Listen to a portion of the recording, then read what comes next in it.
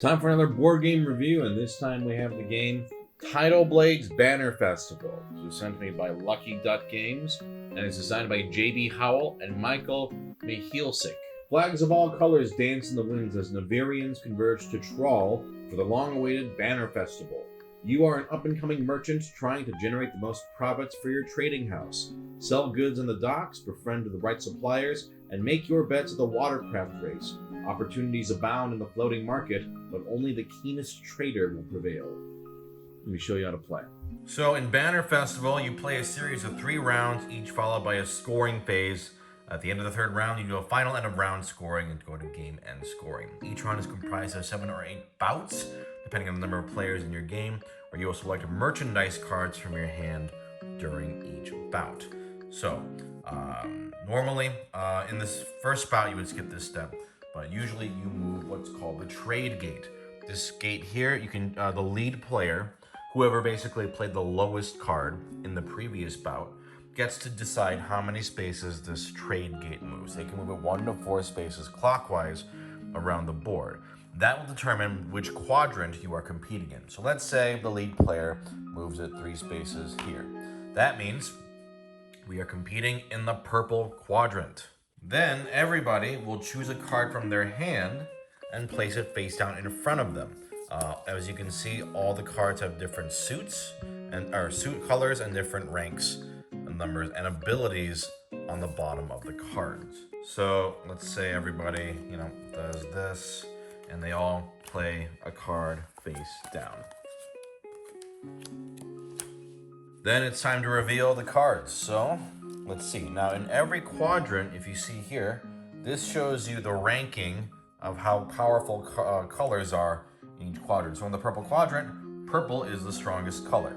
So if all the cards look like this, then in this case, the purple 9 would be the winner. Well, not necessarily the winner, but the highest ranked card.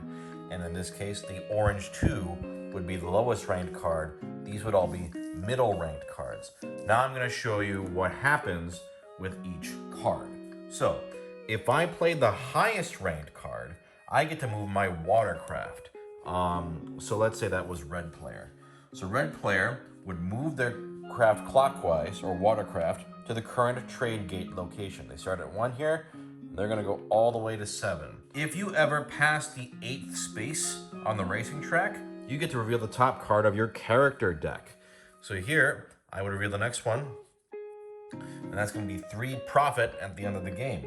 There's also a little symbol here that means if you land exactly on the stunt location indicated by your topmost revealed card, you get to collect a fruit from the pool. So each of them will have a different stunt location. So you don't reveal your card until after you've completed your movement. This means that if you place the arrow after the 8th space and landed on your character card's stunt location, you collect the fruit before revealing your topmost card. But yeah, the more you go into this deck, the more points you'll have at the end of the game. And if you manage to land on this space, you'll get a fruit. I'll go into what fruit does later. If you were the lowest ranked card, then you get to use the ability at the bottom of the card. In this case, it's case. Place a banner in the quadrant's nearest available space. You will also become the lead player for the next round bout and get to choose how many spaces the trade gate goes. So let's say that was green player. Green player would take one of their banner tokens and they would place it on the nearest available space here.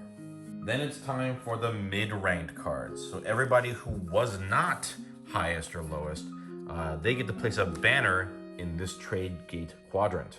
In this case, what you have to do is you have to check which of these spots it fits the card that you played.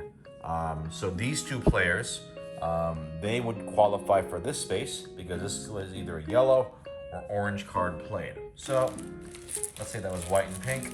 They placed their banner tokens on that spot and each of them would get a fruit. This purple 0 player, in this case, let's say it was blue, they would go here because that matches their color and they would get 2 fruit. If none of the spaces fit the card because there are already banners there from previous turns, then you get to place a token in the tower. The tower is important for later on. So now these spaces are considered occupied for future bouts. Any space that looks like this with this symbol means that you get to place an additional banner on that space when you claim it. And that's how a bout works. So for this next bout, let's say the lead player moves it here.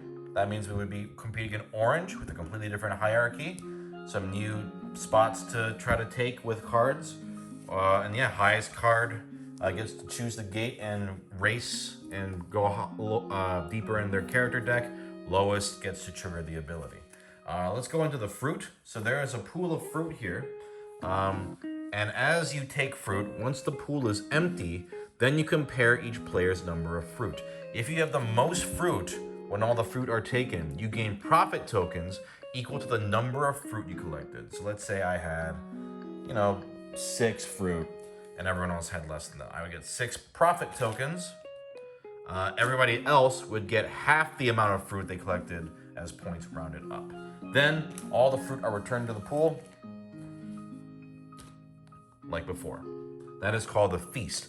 At the end of the game, one final feast will occur even if the pool was not emptied during the final bout. So you go through, play several bouts, 7 bouts in a 5-player game, and then there's a scoring phase. And how you score is you look at each quadrant,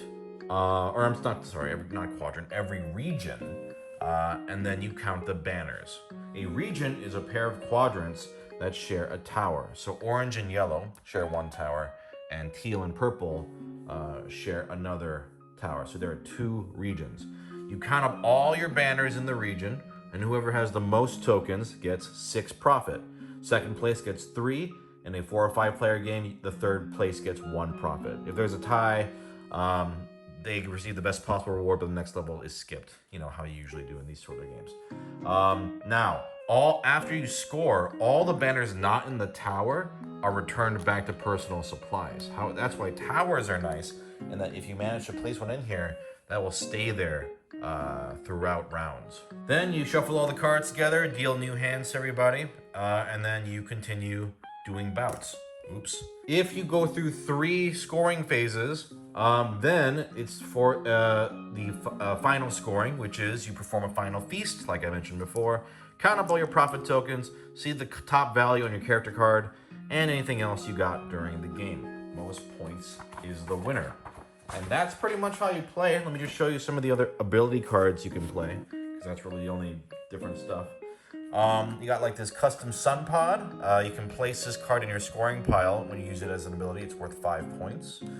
VIP tickets, you get to place 2 banners in that region's tower. Mycronic booster, advance your watercraft 1 space for each of your banners in the region. Griddo, advance your watercraft to the trade gate's position. See, there's a lot of fun abilities that can trigger throughout and affect either the race or your points or the towers.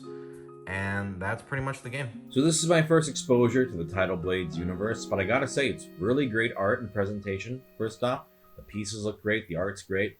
It looks great. And then underneath that is a very fun sort of trick-taking style game with some neat mechanics. This kind of surprise game where you put your cards down and reveal and go, aha, is always fun in general. But what happens here is it mitigates the luck factor by always rewarding you with at least something, even if it wasn't exactly what you were hoping for. You got a simple, racing lap game with high-ranked cards, but what's way more fun for me is trying to trigger, the lowest card and get those abilities. You do have enough of a game with just those 2 mechanics alone, but then the mid-ranked cards, I really like that area control aspect of putting tokens in the regions and, getting tower bonuses are really nice for those permanent bonuses.